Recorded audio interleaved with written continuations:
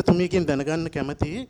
දැන් ඔබ විජිතේරත් මහත්මයා කිව්වා මුලින්ම මේක බරපතල වැරද්දක් වෙලා තියෙන එක අපි පිළිගන්නවා ඒක අපි නිවැරදි කරනවායි කියලා. සමාජයේත් කතිකාවක් තියෙනවා අධ්‍යාපන ලේකම්තුමා මේකට කියන්න ඕනේ ඉල්ලා අස්සෙන්න ඕන ඔබතුමිය తాවකාලිකව හරි දුරෙන් ඉල්ලා අස්සෙන්න ඕන කියලා. ඇයි ඔබතුමියට බැරි වුණේ මේක මේ සිද්ධිය වුණ වෙලාවෙම తాවකාලිකව හරි අමාත්‍ය දුරෙන් ඉල්ලා අස්සලා මේ පරීක්ෂණ කටයුතු කරන්න? සහ ඒක ඇත්තටම අපි හිතනවා එහෙනම් මේ විනිවිදභාවයකින් මේ පරීක්ෂණ ඉස්සරහට ගෙනියන්න රුකුලක් වේවි කියලා. නෝ එළියේ යම් කණ්ඩායමක් විසින් සංවිධානාත්මකව මම කැමතියි මේකට ග්‍රාමාත්‍යතුමිය පිළිතුරු ලබා දෙනවා නම්. එළියේ කණ්ඩායමක් විසින් සංවිධානාත්මකව හදන මතයක් අපි නිරීක්ෂණය කරනවා. මේ අධ්‍යාපන ප්‍රතිසංස්කරණ කිරීමේ අවශ්‍යතාවය රජය හඳුනාගෙන තිබෙනවා. ඒ අනුව තමයි මොඩියුල් සකස් කරලා තිබෙන්නේ. ඒ ක්‍රියාවලිය යන අතරතුරදී සිදුවන ලද දෝෂය පිළිබඳව අපි පරීක්ෂණ කරගෙන යනවා. කවුද ඒකට වග කියන්න ඕන සහ මොන අරමුණකින් කරාද කියන එක. රජය අධ්‍යාපන ප්‍රතිසංස්කරණය කරනවා.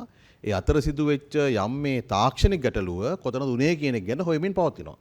නිසා අපි ඉන්නේ මේ අධ්‍යාපන අමාත්‍යතුමිය, අධ්‍යාපන අමාත්‍ය ලේකම්තුමා, අධ්‍යාපන අමාත්‍යාංශයේ ඉන්නේ මේ දරුවන්ට වඩා හොඳ දෙයක් ලබා දීම සඳහා අධ්‍යාපන ප්‍රතිසංස්කරණය කිරීම වෙනුවෙන් ඒ අතරදී යම් ලදහරියෙක්ගෙන් දෙන්නෙක්ගෙන් තුන්දෙනෙක්ගේ කායෙන් හරි හෝ මේ වරදක් සිදු වෙලා තිබෙනවාද? ඒ පිළිපස් තිබුණු චේතනාව මොකද්ද? ඒක අර එළියේ තියෙන කුඩා සංවිධාන කණ්ඩායමත් එක්ක සම්බන්ධයක් තිබෙනවද කියන එක තමයි පරීක්ෂණයෙන් හොයාගන්නමින් තිබෙන්නේ.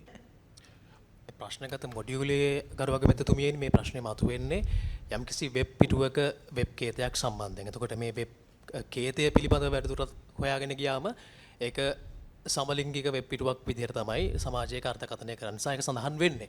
සහ ඔබතුමිය දරපු ස්ථාවරයත් මම හිතන්නේ මැතිවරණයට පෙර ආතුව ඔබතුමිය සඳහන් කරපු කාරණා තමයි මේ නීති මම කිසි විටක ස්ථාවරයක් දරලා නැහැ අධ්‍යාපනය තුල දරුවන්ට සමලිංගිකත්වය උගන්වන්න ඕනේ කියලා. නෑ මම අගමැතිතුමනි එහෙම කියනවා නෙමෙයි. ඔබතුමිය වචනයෙම කිව්වොත් එහෙම ඔබතුමිය කියන්නේ මේ වික්ටෝරියා යුගයේ ඉඳලා එන නීතියක්. ඒක වෙනස් වෙන්න ඕනේ කියන ස්ථාවරය අපි ඉන්නවා කියන එක.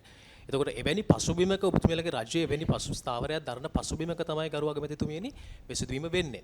මම අහන්නේ මේක කුමන්ත්‍රණයක් විදිහටම අපිට බැහැර කරන්න පුළුවන්ද කියන එක. කුමන්ත්‍රණයක් තියෙනවද නැද්ද කියලා හොයන්න තමයි අපි CID එකට පරීක්ෂණයක් කරන්න කියලා